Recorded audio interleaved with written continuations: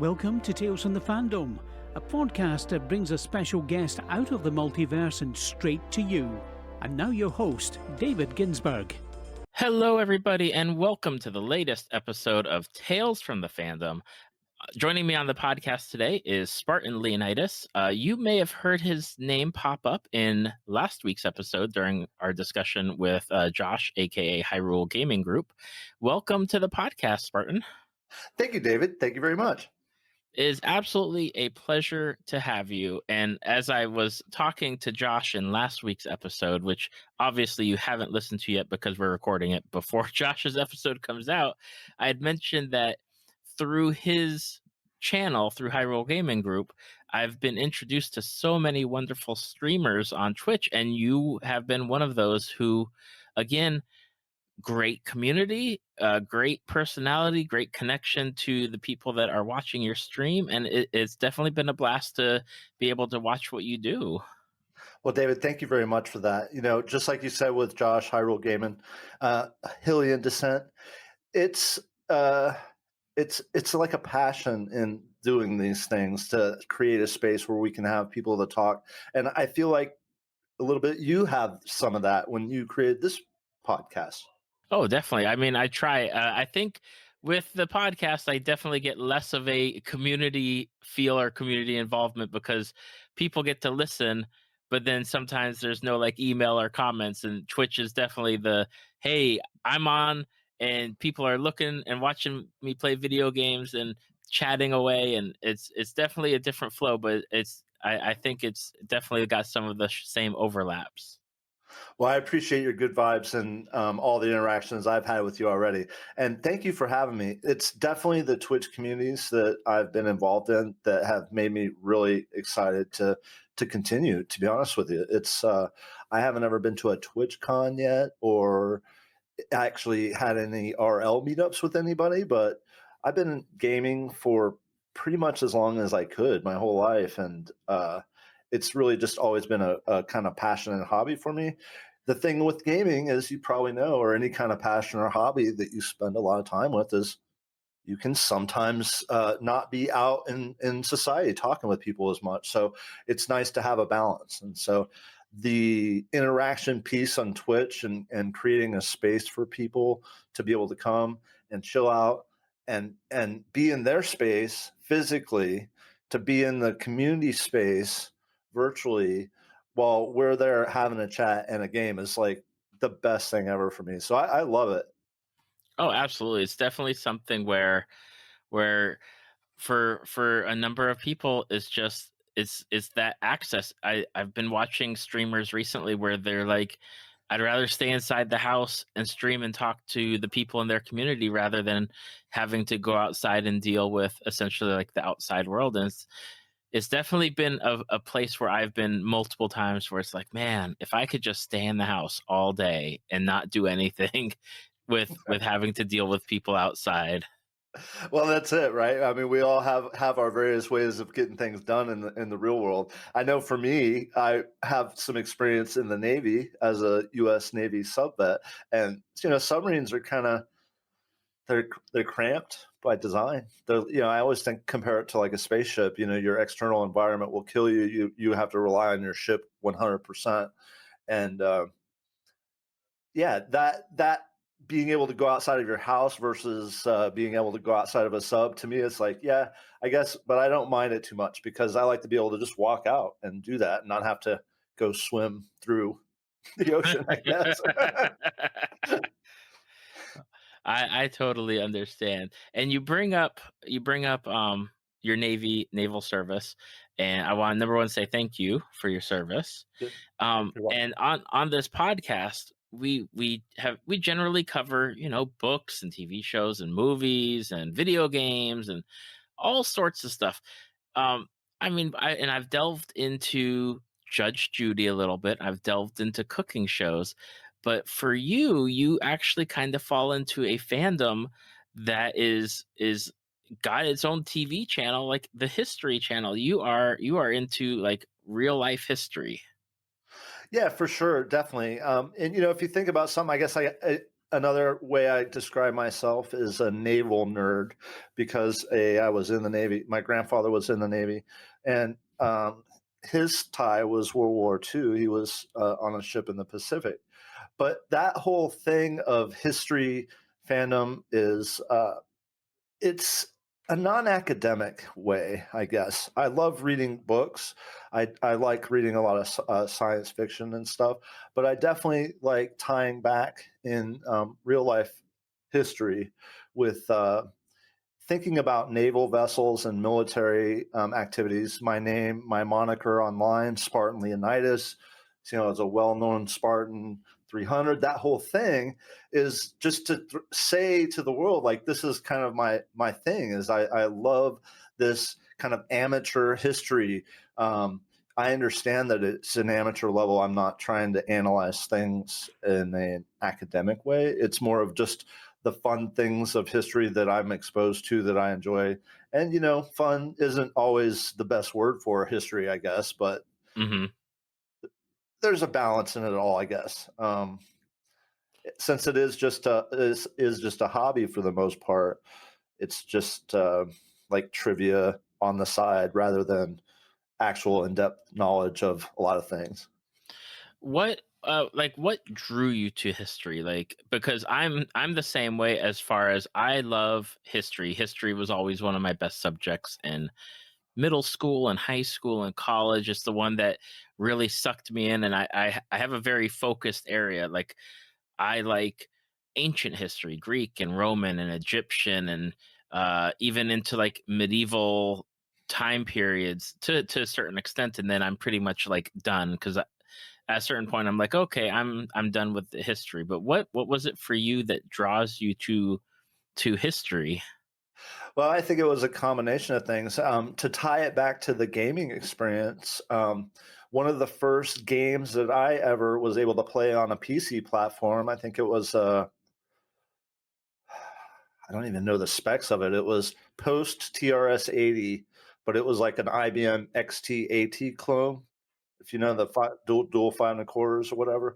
But it was The Ancient Art of War, Sun Tzu, right? So that was pretty early on in sixth grade, I think that was. So that early inspiration, I always enjoyed the academic stuff in school. It was definitely fun for me. The stories of history was what's always fascinating. It helped me remember the times and dates, which sometimes people think of when they think of history and parts they don't like, memorizing a bunch of times and dates and stuff they don't want to know about, right? Hmm. So I understand that part, but for me, it was always fun because of the stories that came out of it, which then spawned my love of literature. And then, of course, liking Star Wars and other kinds of stuff like that. Sci-fi, which is, making up the stories, but maybe with aliens or lasers or whatever. Right, exactly. Is there an area of history, like a time period, that you prefer over others, or is it pretty much like anything you can get your hands on? Well, I definitely, like I said, I'm a naval nerd, so I know there's different stuff I see on the internet that's talking about various ships, and then you can look at a military vessel, typically have a 10, 20, 30-year career, or, short if it's something tragic happens. But some of these ships are made that last, decades, and you have different crews on them, and they're all a part of the national history of that country or whatever. These are large things that have to be operated, ships of the line, capital ships, etc.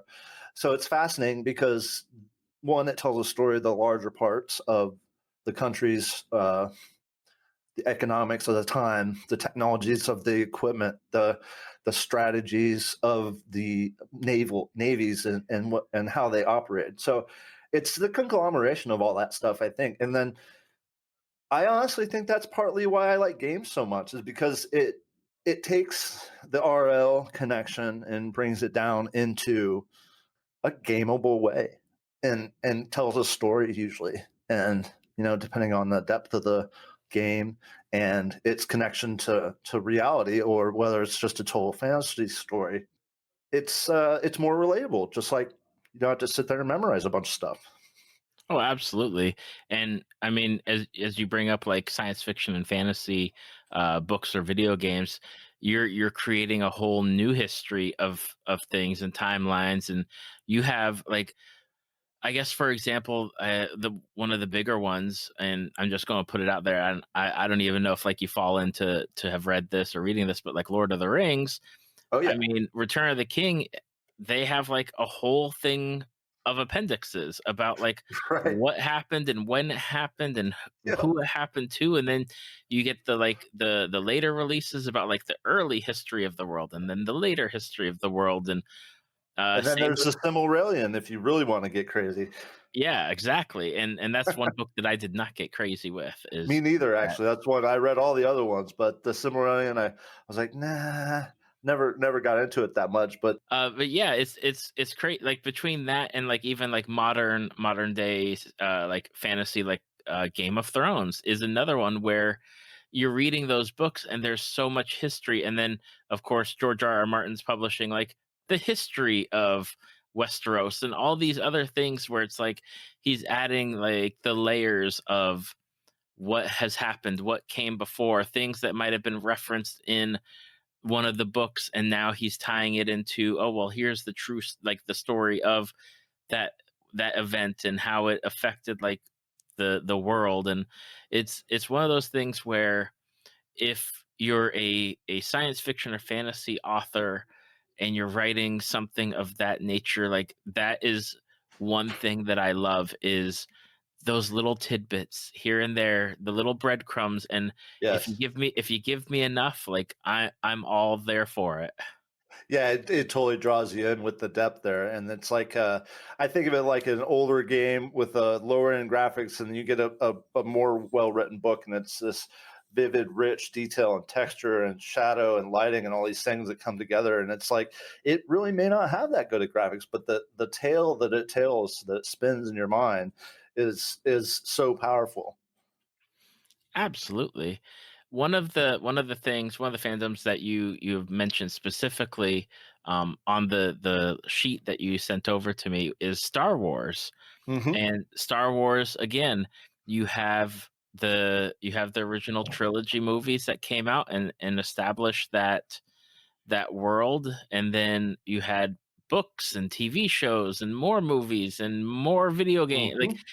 like so much depth, and even with Disney having bought it and then them changing over like what's canon and what's not, you're Hmm. still getting those layers of depth and history and story and just incredible detail. It's probably, I don't know, I'd say it's probably one of the most well defined universes around.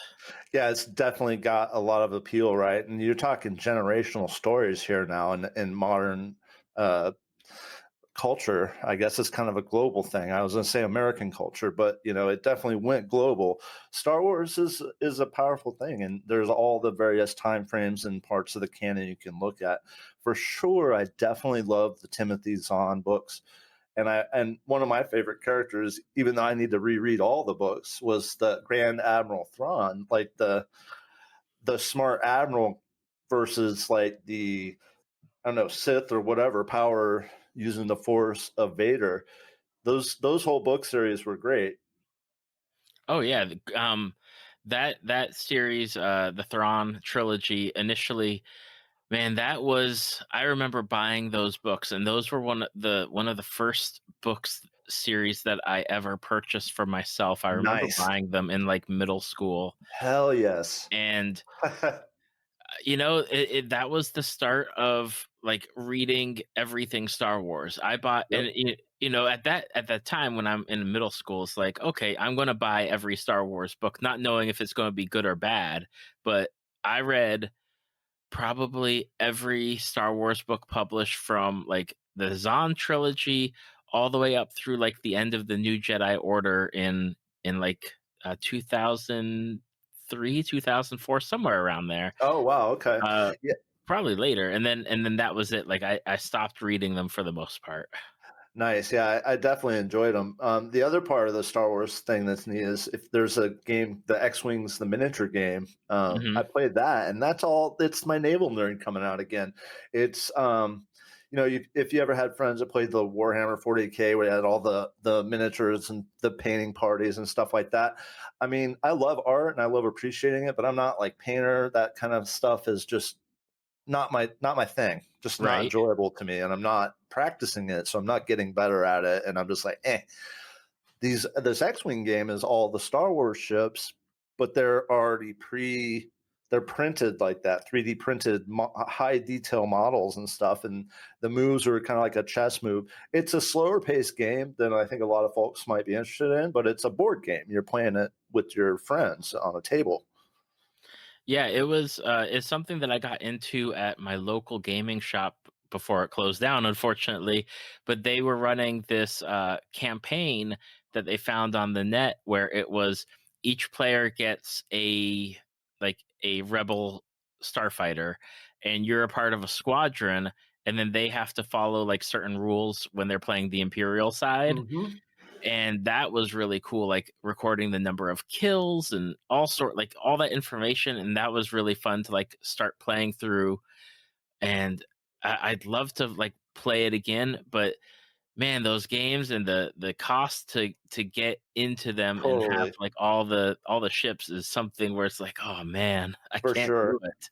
And I was never much on the competitive scene at all. It was basically me and my buddies, and it was like two different buddies that actually had a couple ships, and then I had a decent amount. So between us, we could make our builds, and we would proxy stuff all the time. So it was never really an issue on that. But yeah, we weren't looking at the meta builds for stuff. But yeah, it was a fun game, and I like enjoying it. I still have my ships out. Like I love them as models. Like you know what I mean, Oh, individually still. absolutely. Yeah, Like like the detail and everything is great, and then you find people that like are willing to paint them into like different color squadrons for you, and it's like, oh dang, like I if I could afford that, like I'd have my own like unique squadron of painted ships. yeah, I've seen some people doing some custom stuff for sure. That's pretty amazing. I I'm fine with the basics. They're really well modeled. How did you get into Star Wars to begin with? Well, I mean, Star Wars the movie, I guess. Would it come out in 70 something? 77. 77. So I would have been like, you know, seven, six, seven. I've been old enough to see it and understand it for the most part. Okay. It's got a good story. It's not like you're going to understand all the adult interactions, I guess, but it wasn't like a Game of Thrones hyper deep layers and layers. I mean, there was layers, but right, they seemed obvious layers. Right, exactly. So yeah, I mean that movie was impactful to me in that sense. I was pretty young, and I hadn't started reading books like on my own, pulling off sci-fi books, but that did come later. And once I did pull out books, then eventually I merged from the other fantasy sci-fi I was reading, and I started reading the Star Wars books. And so that's why I had that period where I kind of merged the books with my love of the movies, which then later spawned the X-wing, the miniatures enjoyment factor. Hmm. Absolutely. Do you have a favorite movie? Um, I I'd say recently it's Rogue One, and previously it was I don't know. I don't know. The first one is the classic in my mind. Four, right? Hmm. Yep. That's the original to me. So it's that one, and then in the new series, I would say Rogue One so far. Now, actually, I have to confess, I am behind on the movies slightly. So my fandom has is not as intense as it was, I guess. Not that I love it any less. Oh, absolutely. I understand that because like I said, I love Star Wars. Star Wars is one of my original fandoms that I got into as a kid, but after Disney bought it and they stopped with the books that I grew up on, and they said, "Okay, we're going to do our stuff," and it's like the movies and like the Clone Wars TV show and then these new books that we're getting. And I haven't read any of the new books except for one, but I have, I've kept up with the movies at least. And Rogue One is definitely that movie where I loved it. It was, Yeah. I mean, the first, I will say, like the first hour ish, it's a bit much at times because it's Yeah. like, okay, you're getting to know all these characters that you've never met before in this whole Right. scenario that you're not really used to. But man, that back half of the movie Right. is right spot on between, the sneaking around, the stealth aspect, the military aspect, the small squad going in to take care of business. I mean, it is everything I want in a Star Wars movie, on top of course, like the great space fights that the dog fights and the capital ships, Hmm. and then of course that ending, like that Yeah. ending is everything. Like I Every remember, man, being in the theater and just seeing, like, all of a sudden out of the darkness, and it's like, oh my gosh, like this leads directly into A New yeah. Hope. Like it's so It's crazy. Yeah, my mind was blown. I was like, yeah, it did. It was the closest connection to that like awe of the youth of my youth of seeing the original Star Wars. Well, to come off of the Star Wars part, even like movies and gaming stuff. So I saw Dune, the movie, when it came out in the theaters, and we were talking about having references for stuff. There was like basically uh, a, a placemat size printout of definitions of terms of the Bene Gesserit and the Gom Jabbar and the Navigators and the Spice and all of that stuff just for the movie because it was based off those 6 books, right? It was dense. that Mhm. So then later I read all the books. Like seeing the movie spawned that when I was in the reading mode later, then I was like, well, Dune was a good story. Oh wow, there's these 6 books by Frank Herbert. I'll check these out. The other part being like when I was playing the Ancient Art of War video game way back in 6th grade, like that made me think in tactical and Sun Tzu's Art of War is what that was. And then later the next game was the Art of War at Sea, which had your standard cannons, different kinds of shots. You could do boarding parties, and you can control the Marines and the snipers and all that. I mean, it was like, so that was like way back in the day. So that really spawned my kind of idea of the military history stuff, I guess. Mhm. Absolutely. And it feels like all the stuff that you're into as far as like Star Wars and the fantasy and sci-fi and the military, like it just in history, like it's all just jumbled up into like this big, like interconnecting web of everything that you're into is just connected to each other. I love it. And games bring all that together. And then talking about games is the next piece because then you get all the other people's experiences. And I don't know if you've ever been, well, I don't know if you noticed when you've been in my streams that I run the tag almost exclusively Backseat Gaming Allowed. I literally want people's experiences. They've learned their knowledge that if they're willing to share it with me, I would love that. Absolutely. And I know, talking about Twitch, your stream and everything. One of the games that you play, and I've been able to watch for a little bit, is the World of Warships game, Most definitely. and Yeah. again, mixture of real life history and PC gaming. That's exactly right. And I'll give you another story that I don't know if you caught during that stream time you were there. World of Warships has a special connection for me for my naval nerdiness. Part of why there's that naval nerdiness. They're doing submarine testing for the game. They're going to add subs. Hoorah. Dive, dive, dive. So that's going to be fun. But my grandpa served in the Pacific Fleet in World War II on the Cleveland class ship. But Cleveland is in the game. So when I look at that ship and I think about all that stuff that my grandpa did to defend himself once on the ship, but to do their mission, that's some pretty crazy stuff. I went several times to events with him afterwards. It was the survivors of the ship, kind of the reunion. And that ship had been hit by a kamikaze plane. And at some point in that, um, he basically almost died in that to go to the short part of it, but didn't. I mean, I always think about that because if that plane had been a little bit further over one way or the other, or the bomb had blown up bigger, or, just all those myriad things talking about history and alternate history, I wouldn't be here. That's kind of a weird thought. And then I think, wow, that's really crazy. And you go on the internet and you look up the USS Columbia CL-56 and kamikaze, and there's a picture of that plane about 50 feet before it hit the ship right where my grandpa was at. Like, that's a snapshot that's insane to me. And I think about that and I'm like, whoa, that's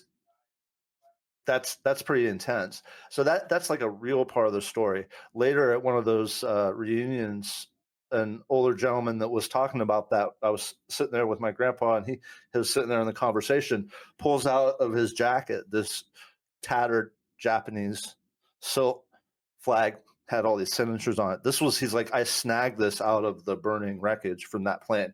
And I'm just like sitting here, my mind is blown just like over and over, thinking about the RL connections to the history, to the games, to how the games bring people together. Here we're talking about war and World War and millions of people suffering globally.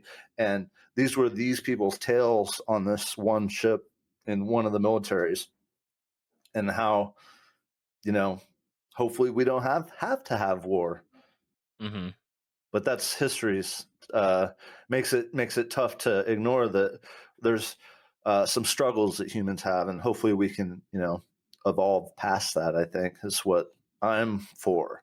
I personally feel gaming and internet together, freedom of information in a sense, where people can talk and joke and play games and congregate and do podcasts and hang out in TeamSpeak or Discord or whatever, just share thoughts and ideas. And, you may not go out and talk to people outside of your house, or besides like work or a lot of other stuff a lot, but that's still a real interaction.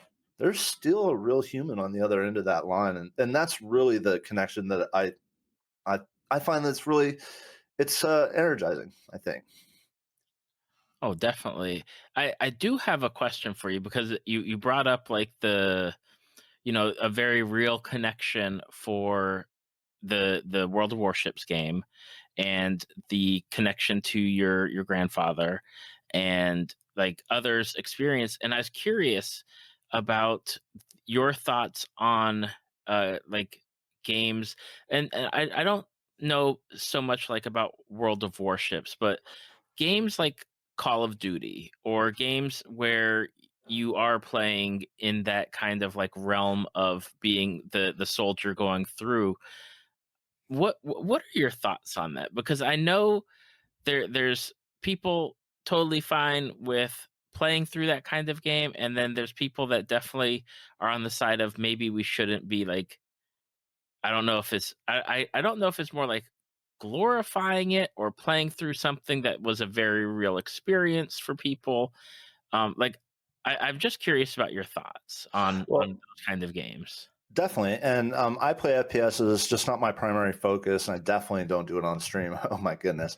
But when I played Call of Duty, it was Call of Duty 1 and 2 with the DLC, and Battlefield 1, 1942. Back when the games were, I think, a little bit different, a little bit better. They weren't these compressed, hyper compressed maps with achievements to get a nuke if you stab 25 people in a map. Call of Duty really lost its way after Modern Warfare 2, in my opinion, and that was the last one that I purchased.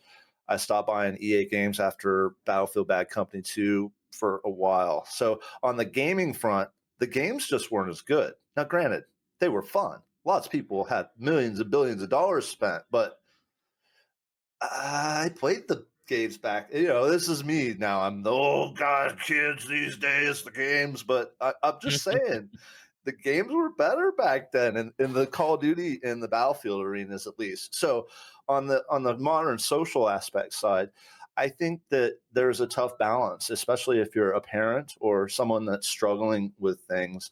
I don't think games cause violence. I think that they're going to help you. Personally, I think it's a good positive experience, even if you're, yelling about headshotting somebody or whatever. You're talking about a game mechanic, not the horrors of real life. So, you're talking billions of people on the world, and there's a lot of people that can gain enjoyment from that in a healthy way. And unfortunately, some people need help. They need help regardless of the game. It's not the game. So that said, also as a non-parent, I worry about parents in the modern era. Like, I'm decently tech savvy. I'm pretty reasonably tech savvy, and it's like, oh my goodness, like I can't imagine like raising a kid and being maybe somewhat ignorant of what's out there of technology wise. That's scary. Raising kids sounds scary in the I modern world, right? All the yeah, all I the oh, go ahead. just all the everything, it's the internet. It's this amorphous thing of all this information, more information, and probably 90% of it's just absolute gibberish trash, right? But that 10% is still more information than all of human information, more than was in the Library of Alexandria when it burned, for instance. Yeah, it's definitely something. Like I'm a parent of 3, and I tell my kids all the time, like there was a time where there was no internet, where there was no DVDs and there was no streaming, and it's always funny how like their reactions about like, Huh? well, how did you do stuff? How did you do things? And but the other thing is that I definitely understand like they're like I try very hard to understand like what they're into video gaming wise, and one of the things where like they wanted to play Fortnite because their friends play Fortnite, but Right. we're not comfortable with them playing Fortnite. So we guide them into other things like other Right. games like they're allowed to play Overwatch because I feel like that's something that's maybe a little bit more friendlier to them versus like what Fortnite has, or they play the Spider-Man game on PlayStation 4 or what, Nice. something where it's more it's not so much, I guess, in that genre of like the first person shooters or the actiony shooters that are out there. For sure. And yeah, right now they're all connected to my Apple ID, so I can see everything that they text and look up on their iPads and everything else. So I'm just trying to stay one step ahead of them. Yeah, that's it. I mean, for me, it's a different paradigm. I think about it like this. I learned to love reading before the internet was a thing. So I was knee deep in books by the time the internet came around. So my passion for reading, you know, was there. That translates to, and if you need to read a lot of data and learn stuff on the internet pre YouTube, like text was the thing a lot of times. Oh yeah, and that's one of the things I try to show my kids is that like I love to read, and I recently picked up a book last week. It just like it came out on Tuesday, and I was done with it by Friday, and it's like you guys can do this too, like, and we have these books available. You just have to get into them. Like my daughter is a very avid reader, but the 2 boys are not so much, and it's like, okay guys, like Right. you'll find what you'll like. You just need to try them. Yeah, that's a tough thing. For me, it was that natural boredom of pre-internet, right? There was no dial-up. There was nothing. Like Hmm. it was rural actually. So, and it was pre-driving, but it was like seventh, eighth grade. I was just like, eventually I just picked up a Heinlein book off the shelf. And later I found out that Heinlein was my mom's favorite author, and the books that I picked off the shelf were his initial books he wrote, and he had done a lot of juveniles, is what they were called. They were focused on, they were short length novels, 150, 200 pages tops, kind of thing, Hmm. which was perfect for a beginning reader, and they were a great seed for my lust for reading books and just devouring them. I mean, for the next uh, all through junior high and high school, I was reading books just voraciously. What are some books, if like we've bounced around a lot on like Star Wars and books and video games and history, but just out of curiosity, like are there books you would recommend to people if they were like interested in getting into something of your focus, of your pull? What would you recommend to people? Definitely. I mean, if it comes to a single book to recommend, it's going to be a Robert Heinlein book, The Moon is a Harsh Mistress. And this is a book about the lunar colony, you guys. I mean, we're literally driving into this reality in the very near future. Reading about this as a youth and thinking about all the discussions of politics and physics and military and all this and this very real thing. We all can look up and see the moon, right? Mm-hmm. It's a very good connect when you're writing a book to me, and so that was fascinating to me in that one. The main character Manny was basically, it was like it's the moon colony. It was like a lunar colony, like a prison colony, basically a penal colony. I think of it as a parallel to like what happened with Australia, how it initially had some of that aspects in it. It's very similar in this book. And then over time, you get descendants of the exiles and criminals that had lived and worked there. And, eventually they kind of had formed somewhat of a government. It's a fascinating evolution story in this, I don't know, modern time. You get science, you get a lunar colony. That's where a lot of my space and space flight and travel stuff really came into. But also a key character besides, Manuel Garcia, Manny O'Kelly Davis, his whole name. He's a computer technician. And this guy worked on the AI computer that was the main controller for all the other computers on this planet. So, as another major part of that book story, it was the computer tech and the computer and the AI and discussions on self-awareness and political history and all these things wrapped up in this book. So it's definitely not perfect, but I would definitely recommend it. To go next, I would say a book series called The Incarnations of Immortality by Piers Anthony. They are The Incarnations of Immortality is a series of books that's about the various incarnations. Incarnations are like death, time, the god of war, fate.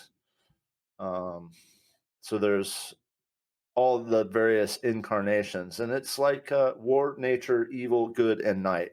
So each of those is its own book, and technically the incarnations are like an office essentially. Regardless, they all are awesome. You should read them. Definitely read them in order. But the very first one is called On a Pale Horse, and it's about death. And the death is maybe not what you think about it in the normal sense. In this, there's definitely the apparition with the um, scythe, and coming in when people are dying. But there, the difference is something I'd leave for you to discover. But that's the first one, and you learn about death and the various aspects in this book series. It's really good. It's a fascinating series. When I saw when I was reading over everything, I was like, "Oh, Piers Anthony," because I mean, you recommend the Incarnations of Immortality, and on the flip side, one of the book series that I grew up with was his book series based in the Xanth world. Xanth, of course. And that was, man, that book series, I loved them. oh my gosh, like the amount of ridiculousness and puns and punnery. wackiness and just everything that and I will say that I used to give my parents like a Christmas list, because this is before like having an Amazon wish list of like Sure. give me the things that I want. And it was definitely weird. My mom came to me and she said, you put something down here called The Color of Her Panties. And I said, "Oh, that's a book. That's the latest Piers Anthony Xanth book. It's called The Color of Her Panties." And Yeah. it's that's where things went occasionally, is just very out there, strange, but at the same time, like, man, just again, like incredible world building, incredible history of stuff. Definitely, and I love the Xanth series as well. After reading Xanth and all that later, then I found these incarnations of immortality, and they've really stuck with me, because I think if you go through them, it really Xanth felt more. I don't know. It was more fantastical and fun, Hmm. Like, I don't know, that the puntastic nature of that stuff is just still, it's epic, right? So when you see people dropping these huge puns in chat, and I'm just dying laughing because I'm like, I love that stuff. That's great, man. Bring it on. But the incarnations, definitely the author, amazing, right? Piers Anthony. But the Incarnations of Immortality series is definitely got a little more of the kind of RL tie, even though it's not our Earth reality. There's it's a modern technology mixed with a little bit of magic kind of stuff going on. Hmm. So it's a little bit of lo-fi fantasy, but it's fabulous, and definitely recommend it on the recommended list. Yeah, I mean, Piers Anthony is an incredible author for being able to straddle so many different genres and write just from between the Xanth series and the Incarnations of Immortality series, and I think he's dabbled in a few other book series as well. And it's like just being able to manage all of that, like the I don't even know, like I don't think I could handle doing a book series at this point. No, I agree exactly. That's why one of the things that I really love about both artists of art plus the artists of writing, like, it's so fascinating to me that somebody could output this kind of stuff that would just fascinate my mind and hold me in rapture as you're reading these words page after page. And oh, is that the sun? Huh, I'm going to be tired today, but that was amazing. Right, exactly. And you can get a similar experience to that with games if you've never known the classic one more turn of Civilization Yes. or other games like that. Oh gosh, my one more turn. There have been times where it's like my one turn lasted like 5 more hours. Exactly. Exactly. It's like I can do it in one more turn. Oh, but now I need this to happen, and like, oh, and somebody, oh, you declared war on me. Okay, well, give me one more turn to take care of you, and it's just, yeah. Another game series I really like is the Total War series. I've kind of tapered off with it a little bit recently, but um, all the way up from the very beginning, Shogun 1, Shogun 2, Rome 1 and 2, and then most recently the Three Kingdoms period. That's another historical period that I've always had a strong connection to. For one, with games, for two, with a little bit of real life stuff. That's China and the period. I don't even know that now I'm horrible. This is where I'm saying I'm a non academic amateur, but it's like a period of fractured time, and the country split up into a lot of different factions, and it's not the warlords per se, but it's the controlling factions, the people that can generate armies, and the stories therein of those personalities. That's in a recent game, but that whole period spawned a bunch of other games I played on the NES and some other games I can't even remember the names. Three Kingdoms something. Yeah, I think it's like Romance of the Three Kingdoms or Exactly. Like, something like I that. Yeah. played that game like, oh, no man's business. Not No Man's Sky, no man's business. But yeah, it is definitely something that spawned my fascination with Chinese history. And then in college, in my junior year, I went and did a study abroad in China where I lived there for 4 months in Qingdao, China. Well, that's awesome. Yeah, so I was able to go visit a different culture and see different people, and they have some amazing longevity in history.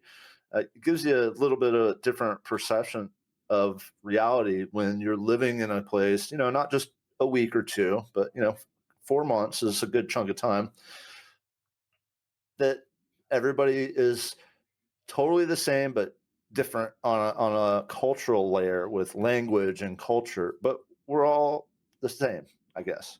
That's how Hmm. I'm a humanist. Like, that's the layer that I think of everybody, because I'm not trying to be anti for any of the aliens we may meet or don't know about, whatever, but right now it's the humans and the animals and the plants, right, and the earth.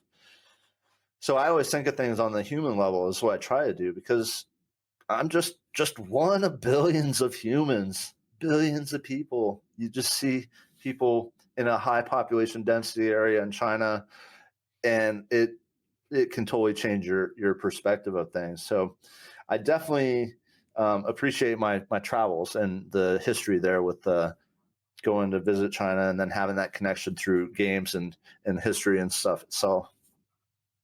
Absolutely. And as we've been talking, PC gaming or gaming in general is definitely like a big part of you, and you grew up with it, and all sorts of games from whether it's PC or console. And again, as I mentioned at the beginning, like I found your stream through Josh Hyrule Gaming Group, Hylian Descent. Yep. And one of my questions that I love to ask for people that are into certain specific fandoms, especially like Twitch streaming, is how did you get into streaming, and what drew you to it? Well, that's a pretty good question. Thank you. My buddy emailed me one time saying, dude, this Twitch stuff's pretty cool. Like people are out here streaming. And I was like, what? And I knew YouTube and all that stuff. And we had been gaming LAN party buddies for years. So, PC savvy. But I was like, I'd never even heard of it. And I remember explicitly because of that. He sent me an email and said that. So then I checked it out. I made an account. I was like, all right, this is interesting. But just like what I try and help people who are even remotely interested now when they go to explore Twitch is find a few people that you enjoy listening to and just start following some folks. Maybe search by the game you're looking for and just go down through the list. And I usually go towards the bottom of the list, to be honest with you. Sometimes I'll check out the very highest rated person just to see, like, okay, as a comparison in between. So the initial was a question from my friend or an email. And then at that point, I didn't really do much with it for several months. I was working full time and going to school part-time to finish out my bachelor's program. So between that and my just regular gaming sessions, I kept pretty busy. Then about 6 months later, I started going to Twitch and looking for people. And I was like, started finding all these amazing people out there. And I really started finding a lot of gamers. The one I found that I really enjoyed was Tangent Gaming, who's now just Tangent, twitch.tv Tangent. And he was hilarious and awesome and a positive minded person and had a healthy vibe. Like that is definitely a big connection point for me, as being like a humanist and wanting all people to be well. Like, I'm still a realist, but we can all be as good as we can. We can all work towards better, so those people, really inspired me, and I was fascinated by it. And I already had a webcam, and I already had a mic, and I already had a computer that could do all this stuff. And so I was just like, you know what? I'm just going to start messing with this. And so I started setting up stuff, and I installed OBS and started configuring that. I thought, oh, okay, I can record. And so it was this progression over that next 6 months. Now, this was in between full time and school, so it wasn't serious. I finally went live a couple times, like once a month. And then once I graduated last December, I've been full time, quote unquote, meaning I have a published schedule of Tuesday, Wednesday, Friday, 8 p.m. Central. And I've been sticking to that. I think I missed one for a wedding, a family wedding, and one for a awesome float trip, which you can see on my socials if you check those out. What is it about streaming that you enjoy that as a streamer versus like being just a viewer or someone watching? Like, what do you enjoy streaming, or why? Like, what does it do for you as far as streaming goes? Definitely. If you hang out long enough on my channel, you'll hear me say it. It's I'm going to be doing this anyways. I'm literally going to be sitting here playing games anyways. I want to create a space where everybody can feel comfortable to just sit in their own reality and enjoy this shared experience that is Twitch. You could sit there and drop an emote every 10 minutes or something, or never say anything ever, be like an electrical longboard or something. But that interaction, if you choose to interact, the fact that you're watching somebody that's basically running a TV show all by themselves for the most part. They're the director, they're the writer, they're the actor, actress, they're the light person, they're the sound person, they're the PC tech, they're the console support, and they're doing this all live, right? Like that combined with the fact that you can see them doing all that and then say, hey, how's it going? What's your opinion of this game? Or hey, did you know around that corner because I see you have the the tag that says backseat gaming allowed. There's a super uber awesome weapon just right around that corner. You walked right past it. Like that interaction, that instant interaction is really where I'm at with it, because there's a human on the other end of that. I mean, obviously some the bots that log in or whatever, but apparently electrical longboard's a human. So I don't know if you saw that today. I don't think I saw it today. I wasn't in Twitch today that much. Oh, well, I guess electrical longboard, a human, appeared at TwitchCon. Someone had a picture of their badge with somebody wearing it. So that's apparently who controls that account that logs into every single Twitch account and just idles. That's so crazy. Isn't that crazy? It's probably just an IRC bot, not necessarily like, I don't know how it works, but yeah. Right, exactly. So it's the human connection, the real-time interaction while I'm playing the game that I'm already be playing. Like I was on a submarine, I could spend months inside of a house. We didn't even have windows on a submarine. Come on, right? It was a lot of work. It was a blur of work and watch and all that stuff. And there's a lot of real cool human interaction, but for the most part, it was relentless. So it wasn't, you're just trying to get through it, and get some rest. That's why I love a good nap. And I just recently have been playing Pokemon Let's Go Pikachu. And when I pre-ordered my Pokemon Shield, because Spartan Shields, Heart Shield's one of my main emotes, I picked the Shield game. I ordered a very awesome squishy Snorlax plushie that's very amazing. And I posted some links for that. You guys could check out. Like, I am blown away by that thing. I was like, whoa, this is squishy plushie for real. It's not joking. What games do you play on Twitch? How do you choose what you're going to play? Well, right now I've been just building it as a variety cast, primarily gaming, but I look to expand out a little bit more in the future. I've done some Lego brick building streams, Star Wars Lego sets, go figure. I've done the Poe Dameron's X-Wing, the UCS Y-Wing. The UCS are the very large sets. That took a couple different streams to complete. And the Solo period TIE Fighter, the original. So I've done a little bit of Lego brick building.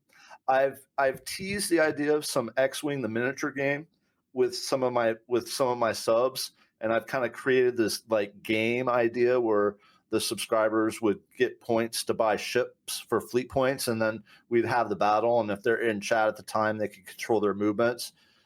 It hasn't come to fruition yet, but that's on the horizon, as well as probably sooner than the X-Wing. I'm looking to do some reading streams and just literally pick a book and sit down with you, pull in my lazy boy in here, get my reading slippers on, start just going through a book. I literally want to do that. I've seen a couple streamers do it, and it was fascinating to me. And I know it's not probably for everybody, for sure, but I like doing the voices in games and stuff like that. And so I'm looking forward to trying that in the future. And what games do you, like? I know that you got a lot of that stuff like on the horizon. What are you streaming now as far as games go? Sorry, the games Oh, part, it's I got a okay. little distracted. So yeah, definitely on games, since I'm a variety one. I started out with a lot of Elite Dangerous because that was a game that I was playing heavily for several years since its release. I've always had World of Warships as a backdrop. That's kind of a game that I play a couple times a day, a little bit. Even if I don't have a lot of time for gaming, that might be the one I jump into, kind of a hop in, hop out kind of a thing. So I've definitely had the World of Warships going throughout. But then really, it's just kind of what I've been playing. So RimWorld is another favorite survival game of mine that I've streamed, and it's just such a great game. And it's with the possibility you can sit there and talk.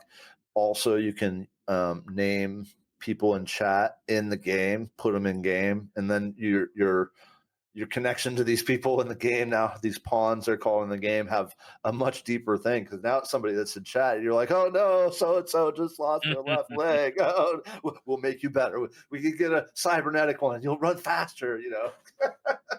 So the survival games are fun. RimWorld and Kenshi are both like that for me. And another game I've played is Nio. It's like a Souls-like game by Koei Tecmo, and it's a real enjoyable game. It's very difficult, but not insanely difficult. And I prefer. For me, it felt like the maps were in a layout that was more naturally inclined to my style of map exploration. I struggle with Souls. If I streamed it, I'm sure I could get people that would help me, especially if I put out the backseaters in Paradise call. So just basically, it's basically just been the games that I play myself that I'm interested in, because to be honest with you, I'm not going to enjoy it if I'm not playing games. I'm having fun, and I'm here to enjoy myself and create that space. Hopefully, you also enjoy it, and maybe you enjoy hanging out more than the game, and hey, that's okay.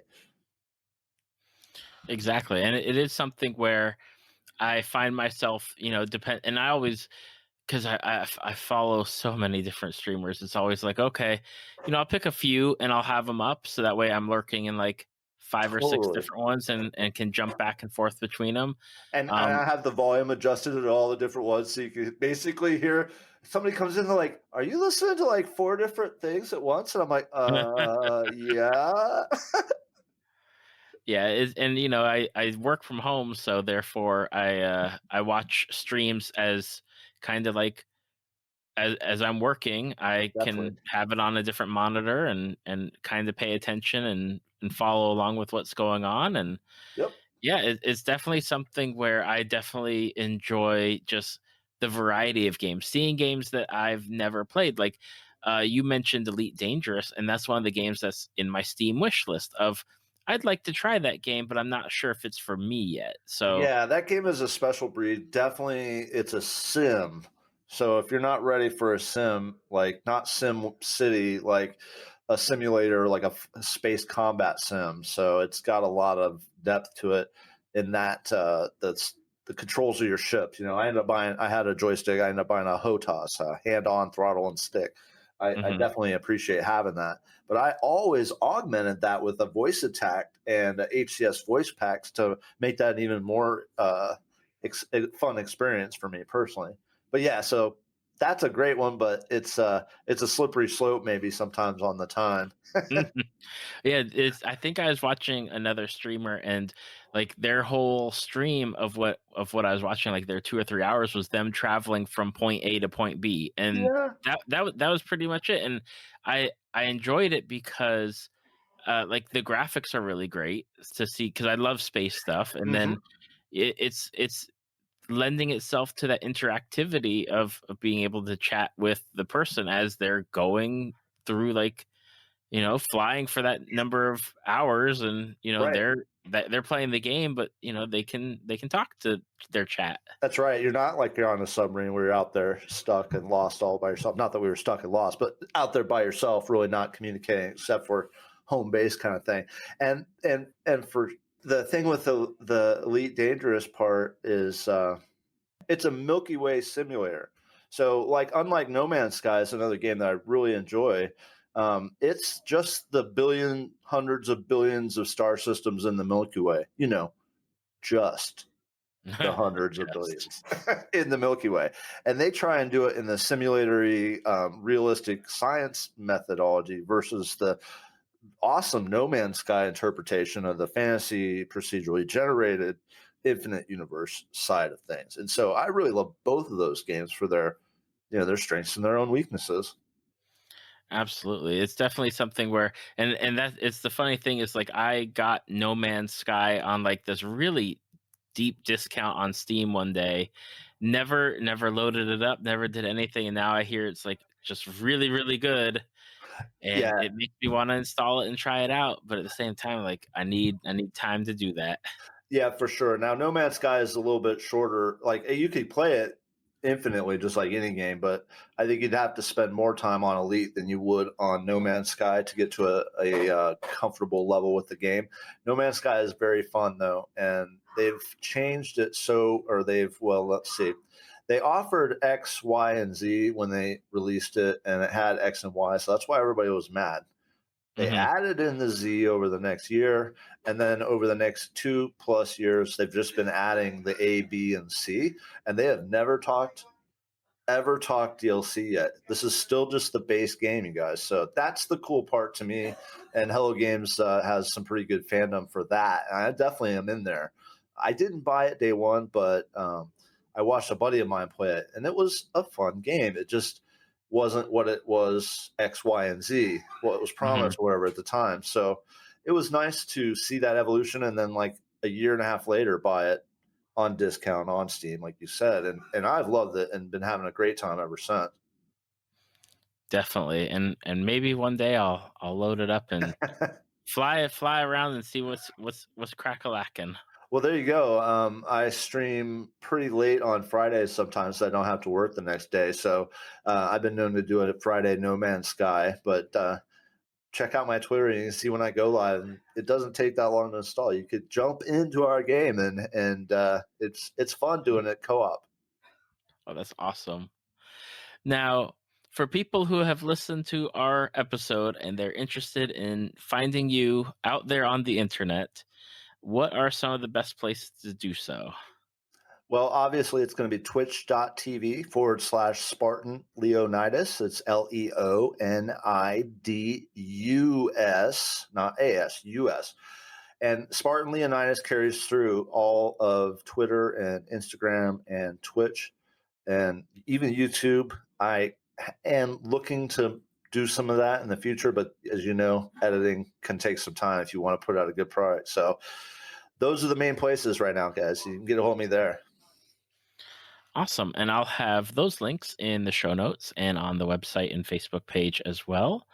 And I just want to say thank you, Spartan, for coming on and joining me today to talk about a whole number of, like, basically, man, I feel like your fandoms just were like a puzzle of interconnectivity, like each piece kind of connected to everything.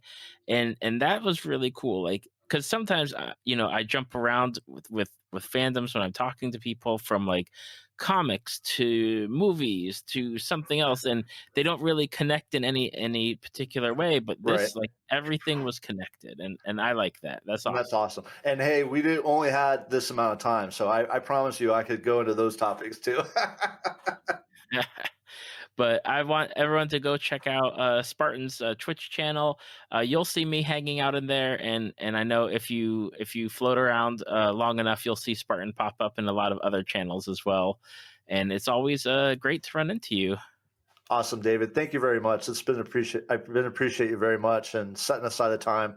And if anybody has any questions, come hop in that channel and let's have some interaction and good chilled, good vibes, guys. Thank you.